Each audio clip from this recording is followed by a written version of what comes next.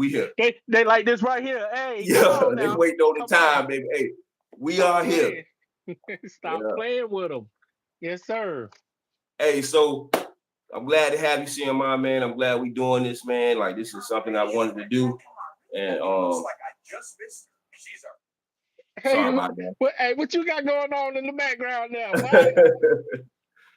So, hey, got You you on board, man. multitasking? Trying to, man. Trying to do it big over here, man. But Roger I mean, that. I'm glad I got you here, man. You know, it was a pleasure when I came down there fishing with you, down there in Georgia. Like I say, man, like it's now we're doing it again. So I mean, like I said, today's topic, what we're gonna talk about is about crappie fishing. Hey, I know that's what you like to talk about. You yes, know what I'm sir. saying?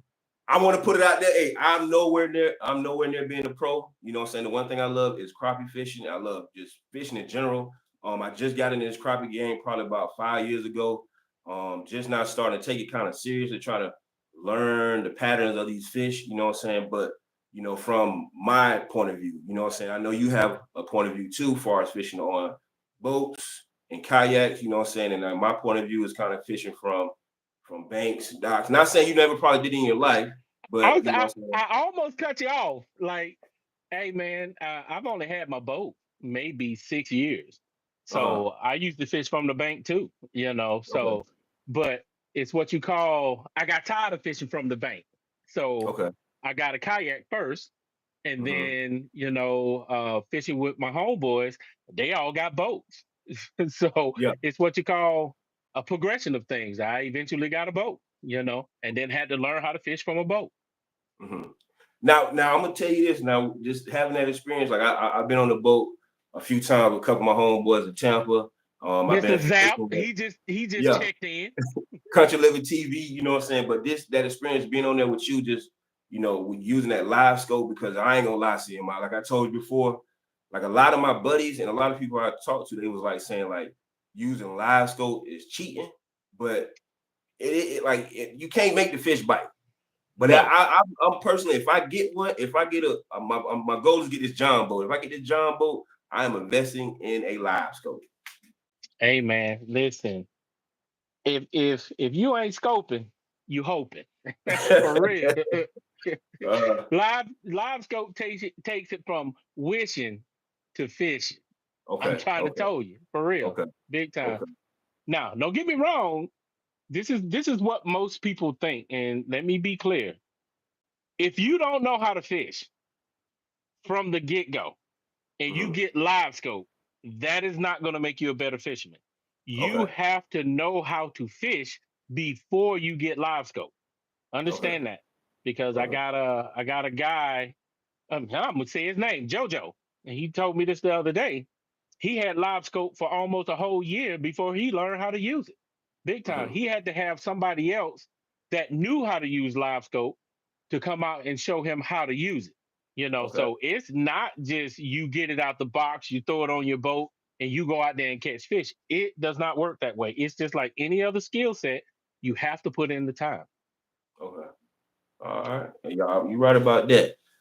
So, hey, so some of the topics I want to go with you, man. Like we want to talk about picking bait sizes, also Okay. knowing watercolor, what color Okay. to use, lures to use, Okay. like during what time of the year.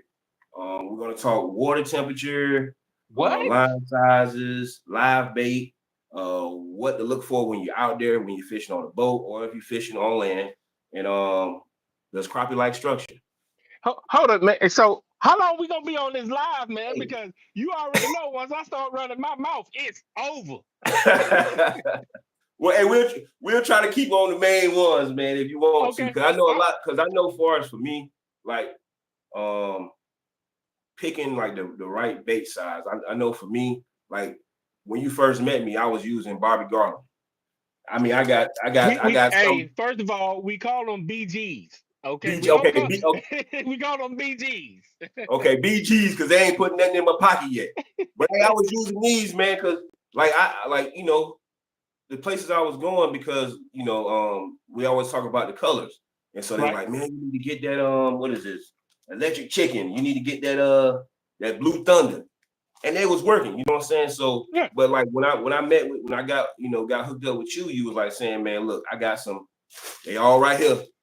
I got some bait for you where you ain't gonna need to buy barber garland no more. And I swear, in the last 2 years, I haven't bought a barber garland bait because I mean your baits work, but I mean right.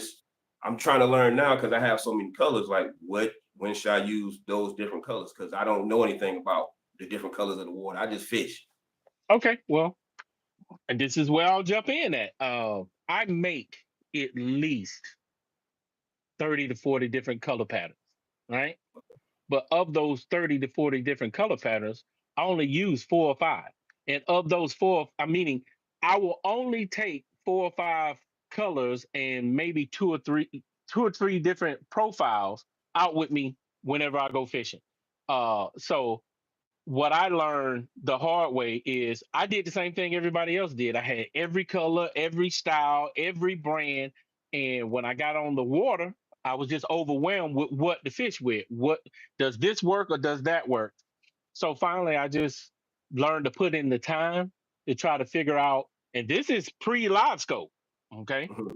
So I just put in the time to try to fish with what I thought was going to work because some people say, well, does the color of a minnow or a shad changes during the year? No, they stay silver with the black dot, Yeah. and with the yellow line on them. So it's what you call I had to tailor my bait size and my bait colors down. And I had to go with one brand, which was the BGs, Hmm. but if I know a color works, somebody else knows a color works. Yeah. So Yeah. what me and my homeboys were doing whenever we would go to Walmart or go to Bass Pro Shops, it's like bleeding shad. We would buy the whole rack. And then we would go to the next store and buy the whole rack because we were going through so many of them. They worked, but Hmm. it was the quality of the bait that turned us off from it, which pushed me to start making my own baits.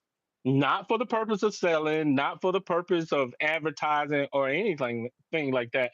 It was strictly to make sure we had the colors that we wanted to fish with and we had them on hand at all times. But then we got on the water and them joints work. Yeah.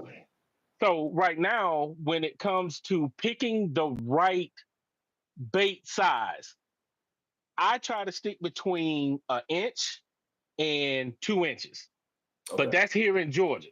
Now Hmm. in Texas, those guys are using up to 3 inch baits. Some of them are using crankbaits to catch crappie, but Hmm. they're fishing for white crappie. But my question to you is, when you're fishing from the bank, what makes you decide whether or not you're going to use um, soft plastics or lure or whatever kind of bait you're going to use versus using mealworms, night crawlers, or you're going to use those things that it's like a curse word in my boat right now, minnows. I mean, it's like it just. I mean, like when I go fishing under the bridge, like I know two things is gonna happen. Either they're gonna bite on lures or they're gonna bite minnows. You know Right. what I'm saying? Like, so I know if I'm going there trying to catch fish, 9 times out of 10, like I'm either going out there with both. But like far as like if I'm just targeting crappie, like I'm just gonna use just jigging or minnows. But like sometimes like I know certain spots, like they may Hmm. want small minnows or they want large size minnows. But I mean Okay. it just determines for me if I have open water, I'm gonna use if I have open water, I'm gonna fish more probably with a jig because I like to feel that Okay. thump. You know what I'm Oh, saying? But I addicted love to that it. thump. Yes, Yeah. sir. But We all if do. I got some areas where it's like more structured, say like lily pads or tall grass, whatever, I'm hands down using minnows or grass shrimp. Okay. Okay. Now you catch a lot of crappie on grass shrimp. Yes, sir. So watch this. Look, see that? Hmm. That's an inch and a quarter. What does Okay. that look like? It looked like a grass shrimp. Looks like a grass Mhm. shrimp. And I'm Uh-huh. trying to tell you, it's something about this 1.25 flicker shad. I don't know what it is and why they hit it, and they hit it year round Hmm. versus and this is going into the size of the bait because you said grass shrimp, and my next go-to size is, if I got it up here, is that guy. That's the Okay. baby shad. Hmm. Compared to that guy, look at that. Oh, okay. Yeah. And in the wintertime, I've tried to fish with this guy on Lake Varner. They won't even look at it. But then I'll switch out to that guy and I'll catch him one fish after the other. But the Mhm. only downside to fishing with this guy is I got to put a smaller jig head on it, like a 164th ounce. Now, I know it's a couple of guys that fish this tandem with a split shot above it Mhm. or a what do you call it? Movable weight where it slides Okay. up and down the line. They use a Mhm. bobber stop on the bottom side and the bobber stop in the middle, and they'll throw one of these bad boys out so you can get it to drop faster if we're Okay. fishing in deeper water. But bait size, I think it really just depends on time of year, water temp, because once that water temp falls below 50 degrees, those crappie kind of get lethargic. Not that they won't speed up and come and get the bait, but Mhm. they just I mean, you can see them on the live scope. They just sit still, Mhm. And if the bait don't come to them, meaning if you don't drop it like right in front of them or within a couple of feet of them, they're not moving too much to come and get it. Now that's different in the summertime. Summertime, I can go all the way up to a 2-inch stinger tail, Mhm. which and that guy right there, that's a 2-inch pintail, Okay. which has a bigger front profile, so that has a bigger front profile too. So I just really think you have to go out and you got to do your due diligence. Mhm. As Drysdale says, a lot of people say it. You got to put in the work. You know, Yeah. that's even if you don't have live scope, you still have to put in the work to know where they are, what the pattern is, and kind of what your go-to colors are. And Yeah. I'll say my saying after I throw it back to you. So, do you have go-to colors? I really don't. For me, man, like right now I've been using a lot of live bait. Okay. So I've been using like minnows because the one spot where I have caught my limit for the first time. So I've been going back out there using live bait, Hmm. minnows and grass shrimp and stuff like that because I'm trying to get that limit again. So hopefully I can get it You're again. But addicted to that, huh? yeah, but far as that, the like colors, like unless you know what I'm saying, like I go meet up with some of my friends under the bridge or whatever that like just use jigs all the time. They might tell Hmm. me what color jumping or whatever that they biting on. Then I just change up and make like you say, go to Walmart or look in my bag, the base that you gave me, and try to find something that match that color when I'm Right. fixing for them that way. But hold on, let me give a shout out, man. We got Cove on here, Cove Cove Ultimate Ultimate Fishing. Fishing. Yeah, Hey, I got my boy C it, Will. watch this. Cove Ultimate Fishing. It's where they hide. That's Yeah, I right. got my boy Nick on here. I see Big Play Ray too. Uh, he don't jumped in here. Where you Yeah, see him at? he Well, on top of us. he ain't popped Yeah, up on mine yet. yeah. I got Uh, Country Living. He done came on here, man. Hey, we appreciate you guys tuning in, my man. man Zap. Hey Zap, Yeah, I got to get back with you, man. Hey, look, it's been busy since the holidays, man. We got to get back on that thing. You know what I mean? You know what we trying to do, for real. yes, sir. So, but I have to throw this caveat out there, and Okay. you catch more fish on the bait and the color Hmm. that you have the most confidence in. Yeah. Okay. So Hmm. my go-to color, I got two go-to colors. I don't care what time of year it is. I don't care what color the water is. I don't care if it's muddy. I don't care if it's clear. There's two colors, well, three colors that I know are gonna work. Hands down, all the time. I don't care what body of water, because I've used it on Lake Lanier. I've used it on Oconee. I've used it on Varner, and Varner is a all electric lake. Lake Lanier, matter of fact, I've used it on Clark Hill too. So 4 different places, 3 different colors that I'm holding up 4 fingers saying three. 3 different colors. Monkey smoke, which is monkey milk, Hmm. electricity, which is Hmm. chartreuse, and Big Play Ray already know what color it is. That guacamole. Well, hey, You, listen, I don't caught some fish on that guacamole now. I done you caught some of heard. that guac. Hey, look. Hey, Crappie love guacamole too. Yeah, For real. yeah, And yeah. and I know what it is at the end of the day. And pink works too at probably the 15 to 30 foot mark, because what a lot of people don't realize is we think that the crappie see the colors that we see, and they don't. We think that this color is the same color at 3 feet, at 10 feet, at 15 feet, or at 30 feet. They're not. The color, they all fade to gray. They fade to gray or black.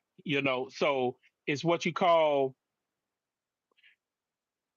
you you got to just be mindful of all the science, because I'm a crappy nerd. You know what I Hmm. mean? I'm always in it for the science. So what does this look like at 30 feet? I'm pretty sure it doesn't look green, Yeah. but it's one of those things that I can't remember the name of the video, but there's a video where they show you where they have all colors of the color spectrum, and they're in clear water as they go from 1 foot down to 30 feet, and all the colors don't look the same. Matter of fact, some of them just they all look the same color at a certain Hmm. depth. Hmm. So when you're picking your spots, what makes you pick certain locations over others? Hold on. I got Uh oh. let me put this plug out. If you guys are new to the channel, man, be sure to subscribe, like, share, and also if you're not subscribed to my channel, and if you're not subscribed to CMI, make sure you guys go over there and subscribe to his channel too as well. All right. But hey, I'm gonna answer your question real quick, What he CMI. said. But my man here, C Webb, he says, first time fishing, what Mm-hmm. advice do you recommend? That's my homeboy. Ooh. Give him some knowledge, CMI. Okay. Where we fishing from? We fishing from the bank? Or we fishing from a boat? Meaning, He's well, fishing we're from a gonna. bank. He fishing from the bank, and he's a beginning fisherman. Okay. Yeah. So this is my advice. You need to get a ultralight setup, meaning a pole that's anywhere from 5 feet, 5 foot long, no taller than 7 foot. 8 foot is the optimal. Me, I'm a 6 and an 8. So nothing longer than an 8 foot, nothing shorter than a 5 foot. Okay. You want to get a beginner reel. I'm a Shimano guy. Shimano makes great reels. You can get a beginner's. I can't think of the name of it, but it's a black reel, and it's a 1,000. You can do a 500 or a 1,000. And when you're picking out your fishing line, you want to get 4 to 6 pound line, okay? Because with 4 to 6 pound line, it's easier for you to cast at the end of the day. Now, I can go into the setups, keep it simple. You know what I mean? At the end of the day, if you're gonna be fishing with jigs, you want to start out with 1/32 ounce jig heads. Okay, they Mhm. don't have to be painted. Okay, 1/32 ounce is the go to. The 1/16th, you're gonna get hung up a lot. You know what I mean? 1/64th, you're not gonna be able to get the casting distance. You know what I Yeah. mean? So that 1/32 on 4 and 6 pound, get a good cast and a good retrieve. Now, I don't I don't fish with minnows anymore. So I'm gonna leave that to you. So, Mhm. but when it comes to putting the line on your reel, do not overfill the spool. Okay, don't underfill it, but don't overfill it to the point where it's jumping off of the reel. Okay, Mhm. so you'll know just how much to put on. You don't want to overdo it. because then that becomes a problem, especially if it's windy and you're doing a lot of casting, you're going to get a bird nest. I don't care what fishing line you're fishing with. I don't care how much they say that it will not bird nest, it will at the end Yeah. of the day. So I I use slime line. That's my shameless plug for my sponsors. Slime line, the champion series, the moss green is real supple. It has very low memory, especially in the spring and the summertime. Now, it's a little bit difficult to use in the winter once that temperature falls to that 40-degree mark.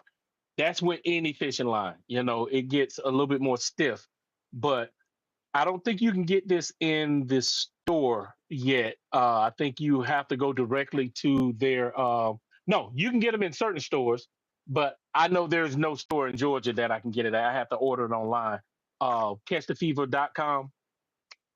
So check them out, get you some fishing line. But as far as going expensive, you don't have to. You can stay within. You can buy a combo from Walmart for I Mhm. think like $40 or less. You know, get That's in what I as cheap. told him. Yeah, get in as cheap as you can. Yeah.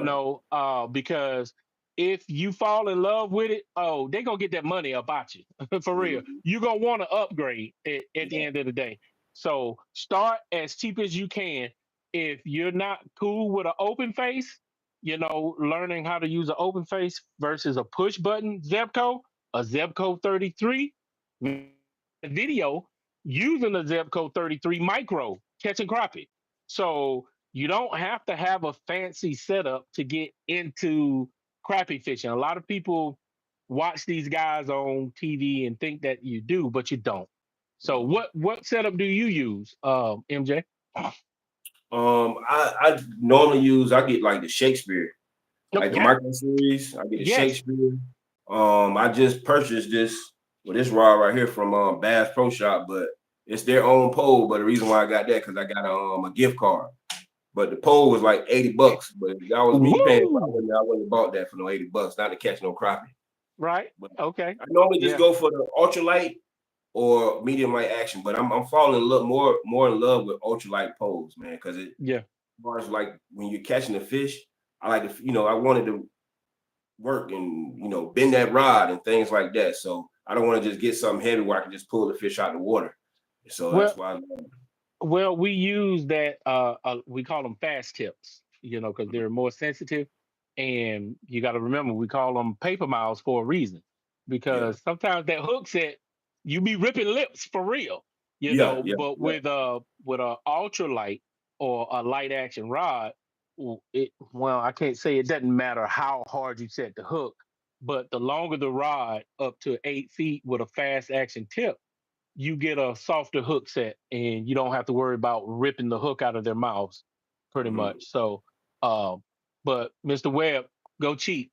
Yeah, Go as cheap as you possibly can in the middle, in the beginning, and then if you fall in love with it, then you start to progress up to certain tiers.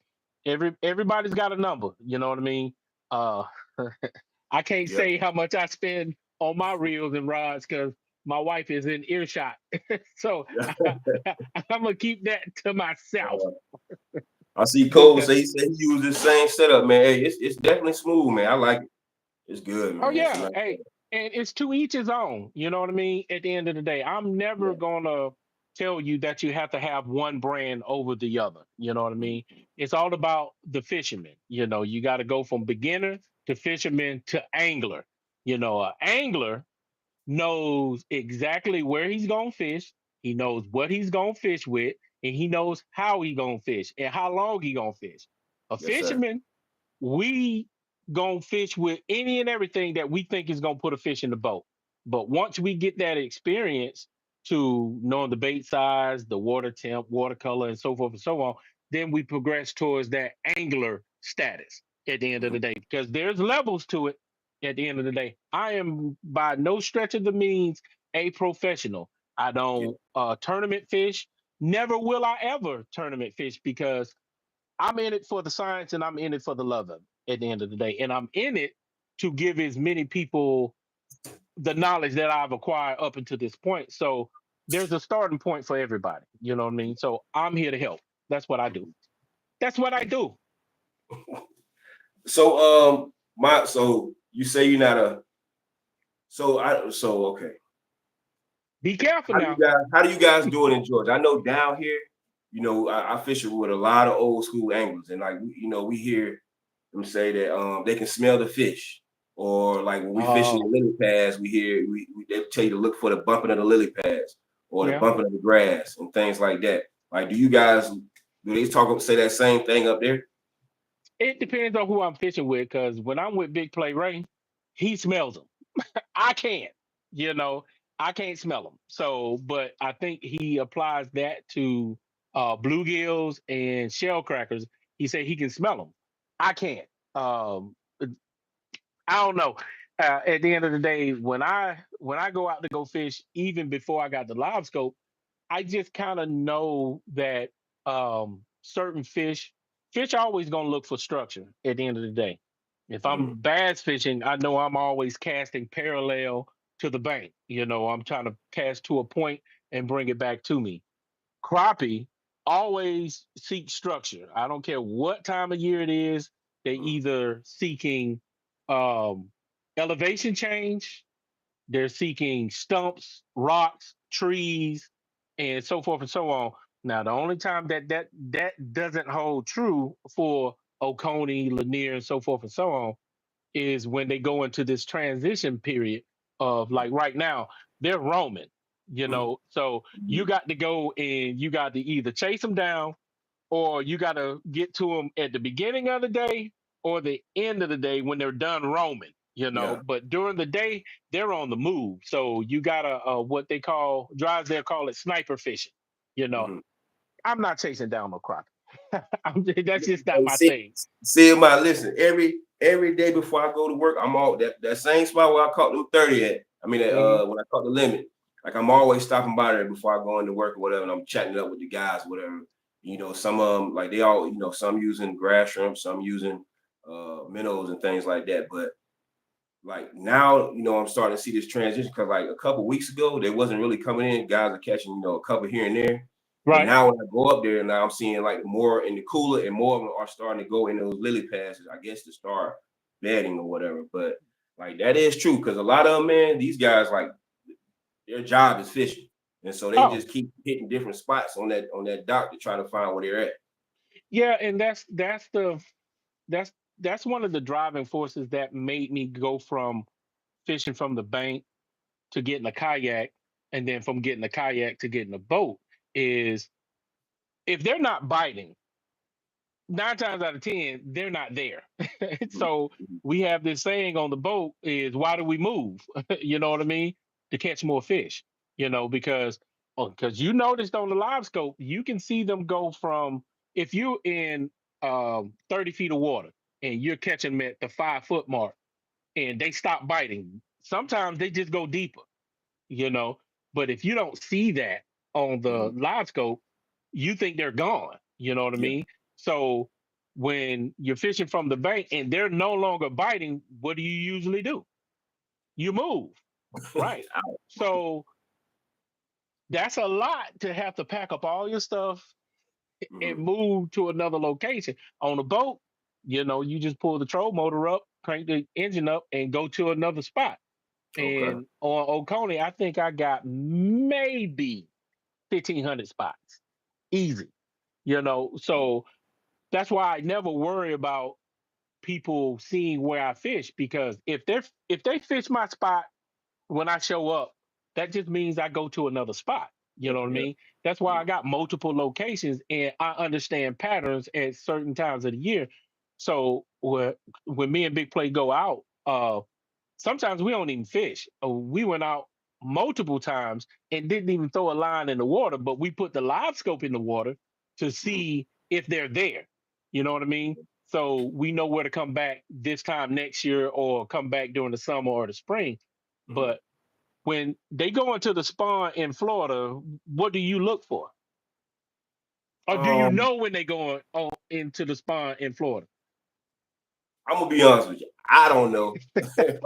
But hey, but but like I say, what I do, CMI, like I say, Okay. I'm constantly at these spots, and I'm always talking to other anglers. You know what I'm saying? Right. Like some of these places that I go to, like I might be there Monday, Tuesday, Wednesday, but I can't fish till like next week. So like Okay. I'm just gathering information, and hopefully I'm hoping during that time where I do go that the fish are there. But Okay. like I say, 9 times what we're looking for, especially if I'm fishing in lily pads, I'm looking for just certain things that's down there. Like just looking to see if I see any. If it's if it's not a clear, I mean, if it's a clear day and the wind's not blowing, I'm just Hmm. looking for the lily pads and move around. Like Okay. if I see something move, I'm just plucking right there with my cane pole. But I'm just So trying to find different spots. so the lily pads moving around, what does that mean? Does that mean it's fish down there moving the lily pads? From what they tell me, CMI, they say Okay. it's fish down there. And like Okay. no, hey, and honestly, whenever you do see that, like you see the lily pads bumping or whatever, and if you put something down there, Okay. it's you gonna hit you 9 times you probably gonna catch something, but that's mainly what we go off down here. You know what I'm saying? Okay. Just Well, this from experience for me fishing with because I fish with a lot of people, mhm, and some people are more giving of their info yeah, and yeah, teaching you how to do certain things, and then some people are not, and that's cool. I can rock with anybody at the end of the yeah. day, as long as we're out there to catch fish, fellowship, and have a little bit of fun. I'm all in. You know what I I agree. mean? Competition for me is null and void. You know what I mean? I'm never out there for competition. Now, don't Mhm. get me wrong. I'm gonna talk a little trash every now and Gotta talk again. trash now. Gotta talk trash. You know what I mean? So, Mhm, but it's the time of the year. Like if I'm fishing summertime, and it doesn't matter whether it's the beginning of the summer or the end of the summer, I already know where they're going to be at. They're going to be in the trees. Now, that's not to say that they're not going to be on brush piles. That's not to say that they're not going to be on drop offs. That's not to say that they're not going to be under docks. It just depends on what body of water I'm fishing for the summertime. Summertime, I'm going straight to the treetops. It doesn't matter whether the water temp's 90 degrees or if the water temp's 50 degrees. mhm, I know that they're going to be in treetops on Oconee. Now, if I'm fishing Lanier, I'm going straight to the docks. I'm shooting docks on Lanier. We can shoot docks on Lanier year round. That's not Lanier is a conundrum because we still haven't figured out where they spawn. You know, but on Oconee, usually don't have to put my boat on the water probably until January, February, March, until May, late May, you know, because they're going to be up against the bank and they're going to mhm. be in shallow water, you know, because they're going to be in full spawn, Yeah. and they're easier to locate and easier to catch. So on Oconee, I know where to go from March until, June, Mhm, and I don't have to put my boat on the water to do it, you know. But once the summer hits, I gotta put the boat on the water because I gotta go to deeper water because they act different in 20 feet of water versus 50 feet of water, you mhm. know. So it really just depends on the time of the year, big time. All And right, we it got. Go oh, ahead. I'm sorry. and it depends on who I'm fishing with. If I got a guest on the boat, I'm Mhm, gonna take him to a location where and it depends on their level of fishing. If it's a okay. beginner fisherman, I'm taking them to spots like I took you and your brother. You know what I Yeah. mean? Where I know it's not going to be a difficult cast. I know there's not too many hangups, and I know we can catch fish almost every other cast. But Mhm, if it's somebody that knows how to fish, I take them straight to the treetops, mhm, and we be catching hammers. mhm. So You boy, who Cole got a question. what Cole would say? He says, Why do we spend too much time on a school of crappie?" I don't. Um, Mhm, I really don't. And it depends on what body of water I'm on, regardless. If okay, let me be clear. If I'm on somebody else's boat, I ain't got no choice at the end of the mhm, day. So however long they choose to sit there, I'm gonna sit there and I'm gonna participate. But if I'm on my boat and I know right off the rip, as I'm moving up towards those fish, I try to stay away at least 25 to 30 feet. I'm casting 25, 30 feet. I'm a caster. I'm not a drop shotter anymore. I don't sit right on top of the fish. Okay, Mhm. I cast to them. I like to catch the fish that are swimming, and those are usually the bigger fish that's on the peripheral of the tree or the brush pile. I know as I'm moving up closer and closer to that brush pile or to that tree, whether or not those fish are going to bite. If they're dead still and not moving, 9 times out of 10, those fish are not going to bite no matter what you do. And after my third or fourth cast, third or fourth color, third or fourth profile, because I'm fishing with 4 rods, I'm going to throw a hair jig, a squirrel tail jig. I'm going to throw um, a soft plastic, 2 different sizes, and then I'll throw a X factor out there. If they don't move, I move. I Mhm. don't. If they're not biting, I'm not sitting on them at all. Period. And that's time on the water. You know, and we think we can make them bite. We can't. And if you do, it's not going to be many. And depending on the time of the day, let's say I get to spot A at 8 o'clock in the morning and they're not eating, right? I'm gonna Mhm. go to other spots. Hopefully, I'm gonna catch some fish. If there's still fish on spot A at 3 o'clock, they're probably gonna be eating. Mhm. So that's why you have multiple spots, and we always say, why do we move? To catch more fish. Yeah. So if those fish are not biting at the time that I get there, I'll double back and come at the end of the day just to check to see if they want to eat, Mhm. and usually that's the case. Somewhere on that body of water, those crappie are eating, Yeah. and you have to figure out what the pattern is. And sometimes they're on the drop offs eating. Sometimes they're in brush piles at 20 feet eating. Sometimes they're in trees in 50 feet eating. Me and Big Play Ray, we got a we got a tree at 80 feet of water. Mhm. And we got this technique where if they're in the upper water column and they're not eating, we'll push right up on them, probably at the 10-foot mark. We'll make the fish drop down to the 20 to the 30-foot mark, and then we'll vertical jig them and they'll eat. Why? Mhm. I don't know. But in some locations, you do that. And how do we figure that out? Out of sheer frustration. Because when you see 1,000 fish in one location and they're not eating, it's like either we gonna make you move before we move. Yeah. So we learned that if we push right up on those fish and push them down to the 25, 30-foot mark, we can just pick them off on vertical jigging. And we call that technique the pump fake. Yes, You know sir. something about that pump fake. Yes, sir. Yes, sir. Well, Because at I least remember when I, your brother does. yeah, he definitely know about that pump fake. Cause I remember when I caught that limit, man. One thing I noticed when I went too deep with the slip cord, Hmm. I kept getting hung up on this tree down there. So I'm like, well, dang, they probably down there stacked up on this little tree that's down there. Because that day I was about to leave because I was at this one spot by the lily pad because dude Hmm. told me I was catching something there. And like luckily this other guy that he see me come out there quite often. He was like, hey man, come down here, man. He said, I seen a dude catch like 200 fish out this spot. I say, well, you only got to tell me once.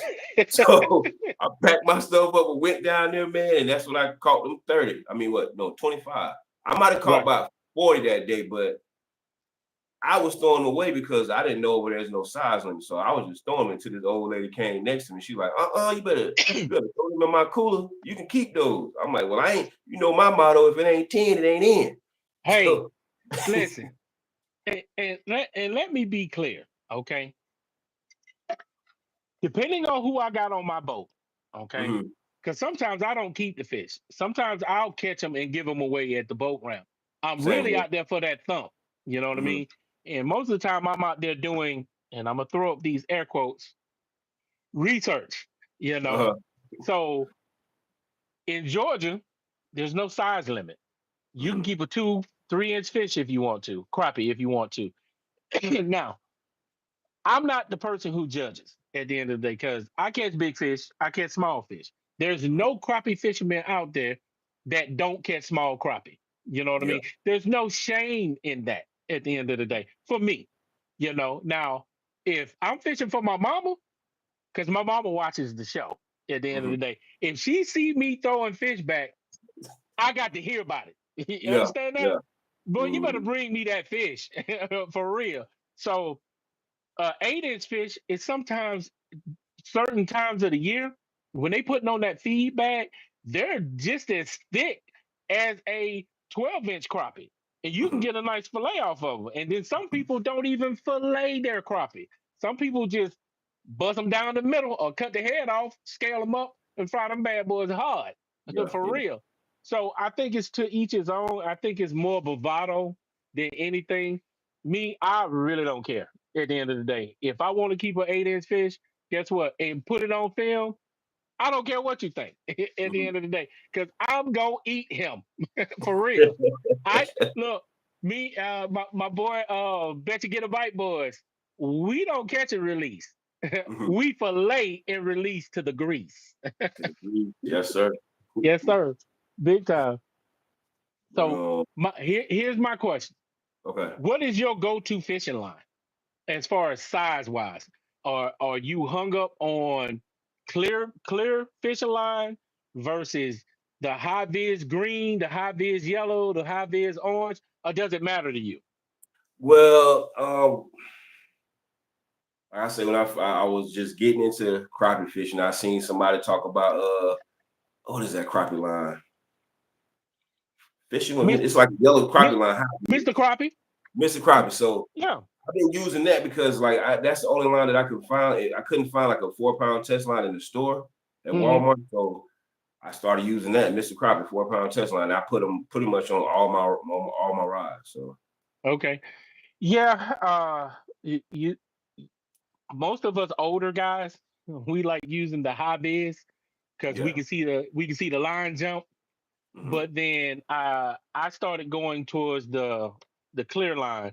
Um, and once again, I think that when a crappie is ready to eat, you don't have to do too much. It don't matter what color your line is. It don't matter what size the line is. A lot of people say that if the line's too thick, they can see it. Hmm. Man, they can see everything. It's whether or not they choose to bite it or not. You know what I mean? So, and it just depends on that fish and the time of day and if they're hungry, Yeah. big time. But the more confidence you have using the stuff that you chose, the more fish you're gonna catch because you're gonna use it more. So you're gonna catch more fish at the end of the day. It's all about the confidence in the stuff that you choose to fish with. Now, don't get me wrong, if you're out there fishing with 4-inch baits, you know, 20-pound line, yeah, Yeah. you ain't gonna catch nothing. Hmm. Catfish, you'll catch that, That's you about it. Yeah. know, so you have to tailor your fishing gear to the type of fishing you're doing. Because when I used the drop shot, I would use braided line with a 10 or 15-pound leader, clear leader, and Hmm. catch crappie all day, you know. So now somebody just put me on to something and I ain't used it yet. And I know it's going to be a game changer. And I hadn't used it, you know, and I love Catch the Fever. I love my people at Slime Line. I do. I love them. Hmm. But this right here, I can't wait to use that. This forward braid is a micro braid, Hmm. and their 4-pound line. Let me see if I can break it out. That 4-pound line is the size of 1-pound line, but it has the breaking strength of almost 10-pound line. And I can't wait to use it, man. So that's the new thing. This just came out this year. Well, at the end of last year. Okay. So I'm going back to braid. I used to fish exclusively braid, but then braid has its downsides with any other line. It digs into itself, and sometimes the bird nest you can't is unre you know. So my next venture this year is to fish with this forward braid and see if it's. I'm always looking to do something different to catch them a different way because there's a different amount of stretch when it comes to this. This is a super stretch line, Hmm. meaning is more stretchier than mono, but is it does braid has zero stretch, and then your fluorocarbon has a minimal amount of stretch, and they say it's supposed to increase your hook sets, you Mhm. know.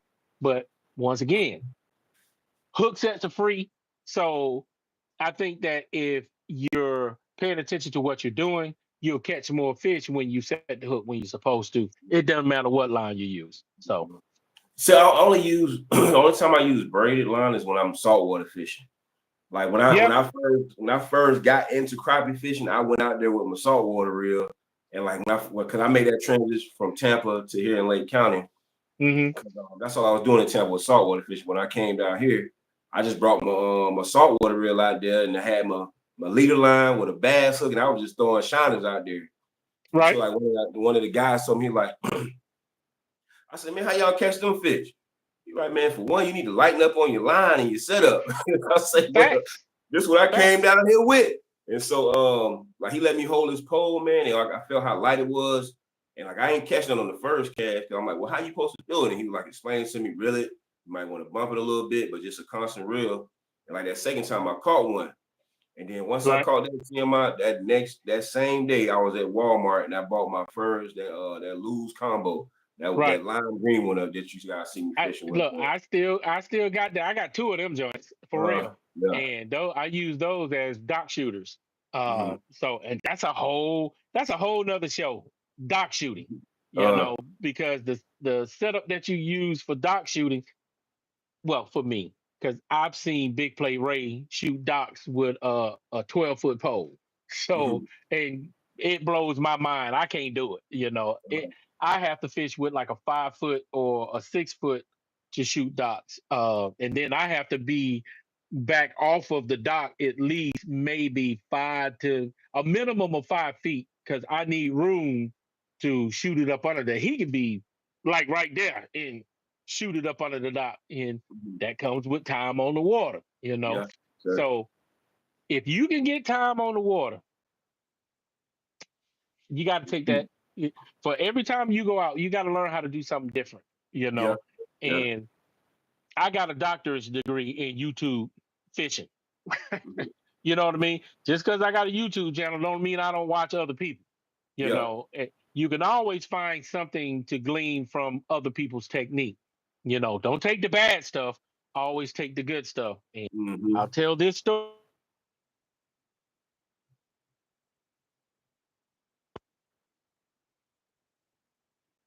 Tell me it ain't got off. Oh, there we go. There you All go. right. Okay. Yeah. So I'll tell this story. Uh, I fished with a lot of people. Okay.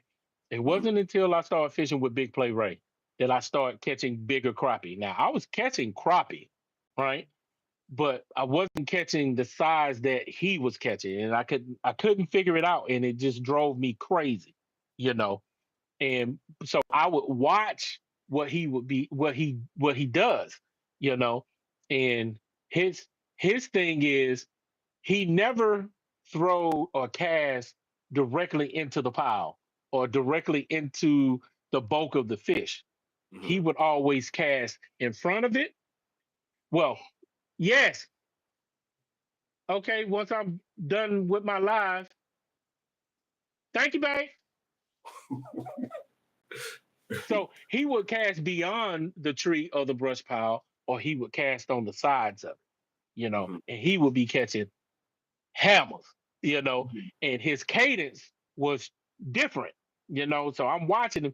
If you watch any of our videos fishing together and the camera is behind us, you can't even tell that he's fishing because Mm-hmm. his cadence is so slow.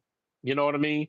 And every now and again he'll do a little bump on it. And I know I'm telling his secrets. He don't mind. He don't mind. And he would just catch hammer after hammer after hammer, and it would just blow my mind. But then I had to go back to what somebody told me when I first started crappie fishing. If you think you're reeling too slow, slow down. Mm-hmm. Meaning, if you're already reeling fast, slow down some more and then slow down some more. And Mm-hmm. because It's something about that slow retrieve that just drives crappie crazy at certain times of the year, and you catch bigger fish that way, peak time, because they're not going to move that far from where they're posted up at. They're lazy fish. They're lazy eaters, a big time. You What say you see? you say give the knowledge. I don't mind. Big play. Oh, he don't mind. He'll be all Mhm. right, big time. Some fish, but whenever you go fishing with somebody, ask, man, for real. I'm a firm believer of that too, man. Like if I see somebody doing something and they catching fish, I'm looking at, like you said, their cadence, how they reeling them in, or what they Hmm. actually using. Like I think that's the best way to gain knowledge is just ask questions. But like you Yeah, said, make sure you get it from them. Sometimes they might give you some bull crap, and sometimes they might give you some good knowledge. So you just got to take it yeah, in. depending on what level they're at and depending Yeah, on who they are. Yeah, look, some people don't like to share knowledge at the end of the day, and that's cool. That's fine. And once you see that, you deal with them accordingly. At the end of the day, that's not to say that they're bad people. yeah. Because Well, so this one guy, I'm gonna tell a story, and you can say say your spew. We can wrap it up. But this one guy, Roger that. I seen him at the lake. He came out there like he already had some cooler and fish in the cooler. So I'm like, hey man, where you caught those at? He like over at Venetian Gardens. I'm like, okay, I know what that's at. Where at in Venetian Garden? You talking about like he was hesitating still, man. I'm like, you ain't gonna give up the spot. You know what I'm saying? Like, I ain't like I'm gonna go over there and catch all the fish. I just want to know the spot. You over here fishing next to us. You can't tell us Right, what the spot at, but like I said, I know for me, man, if I can share knowledge, some spots I can't tell you where I'm fishing at because either it's private or whatever. But other right, than that, like, I don't mind telling you where I'm fishing at. But at the same time, like you say, if you probably catch me out there and I am fishing, I'm probably gonna give you the fish. You know what I'm saying? Or unless facts. my grandma put in the call, say we need to bring some fish on, I'll take it to her or my mom or whatever. But I'm just that type of person. Like I don't mind sharing the knowledge if it's hooks, jig heads, lures. Yeah, Like I'm always yeah. constantly, if I have somebody needs some lures, I'm constantly giving your stuff out so they can try out. You know I what I'm saying? It's appreciate all that. about, like you say, sharing the knowledge and just, being grateful and just enjoying the moment while I'm out there. That's it, man. The only thing I can say about waypoints and stuff like that and fishing spots. Now, if you are a guide, I'm never going to show you share your locations. I'm Mhm. never going to, because that's your business. That's how Yeah, you feed your family. So I'm not, like, if you come on, like, if I have a guide that comes on the show, um I won't show any of the spots that he takes me to that are his, yeah. because that's how he his family. So I'm not going to share his locations or his spots. But if some of his spots are my spots, oh man, whatever. For Mhm. real. It, Me personally, I got I got over man, I got thousands of Mhm. spots on Lake Oconee. So, and sometimes I fish every day and never see anybody out there Mhm. ever. So I never worry about anybody fishing any of my spots. And I can't even call them my spots. I'll call them my waypoints that I go to. Yeah. And if somebody's there, guess what I do? I just go to another spot, another location. And depending on how cool the people are that are fishing the spot, I'll pull up alongside them or close to them and tell them how to catch them. You know what I Yeah. mean? Because it's all about catching. Ca- me and Big Play Ray always say catching is the blessing. You know what I mean? Fishing, anybody can go fishing at the end of the day, but catching is the blessing. So 9 times out of 10, we either gonna keep them or we gonna give them away. So we don't mind sharing spots. Matter of fact, I don't put a lot of stuff on video. Mhm. Pulled up to the boat ramp. Guy didn't have such a good day on the whatchamacallit. And I asked him how was he fishing, and I was like, I see you got a garment. I was like, do you have waypoints? And he's like, no, man. This. That. I said, well, I tell you what, I'm gonna give you all of my waypoints. I was like, I'm gonna show. And then, matter of fact, Big Play Ray was with me that day, and we had to figure out how to transfer the waypoints to the card and then take the card out, put it into his fish finder, and transfer the waypoints. It blew his mind. You can see the guy's face the whole time, like, you really gonna give me all these waypoints? Yeah, because I guarantee you, when I come out tomorrow, you're not gonna be out here at Yeah. all. When I come out Thursday, you're not gonna be out here. So what do I lose? You know what I mean? So it really just depends on state of mind of certain individuals, and I don't take it personal no more. At the end of the day, Okay. Well, hey man, it was a pleasure, man, to do this, man. We did it. This was a checkoff on my list, man. So we got it done. Hopefully we can this will not be the last time, sir, do. because We're gonna do it again. now you owe me one. You Yes, see what sir. I'm saying? Yes, sir. So now I got to do a live and invite you at the Okay. end of the day. Sounds good. And we'll have an agenda. Right today, we're just filling out the motion, at the Okay. end of the day. And but I will say this: if you are fishing from a boat, please wear your life jacket. Safety first. Safety is paramount. Me and Big Play Ray both went in the water last year, and if it wasn't for our life vests, we probably wouldn't be here today. Now we're both great swimmers, and I'm ex-Navy, he's ex-Army, so we know how to swim. But it only takes 1 second, one gulp of water to drown you at the end of the day. So if you are fishing from a boat, please wear your life jackets. That's right. Hey, like I say, don't talk about it, fish about it. And we Hey gonna see man. y'all in the next one. Hey man. Yes, sir. See, I wasn't even gonna say my tagline. Well, say your tag. Hey, I might Hey. need CMI, I might need another shirt, man. If it ain't 10, it ain't in. I got you. Now you got to give me whether or not you want some clip art on there or you just want words. However you want that thing laid out, let me know. For real. If you know that little measuring thing you put the fish in? Yeah. Oh, okay. Yeah. 10, We it can do ain't that. in. If he ain't 10, he ain't in. But I Yeah. will tell you this. You can't catch him from the couch. Mm. So get up, get out, go fish. That's right. Yeah. Thank y'all. Appreciate it. All I right, don't know. CMI, Hey, appreciate I it, don't brother. know how to turn it off. How you I turn it think I off? got it. All right. Peace.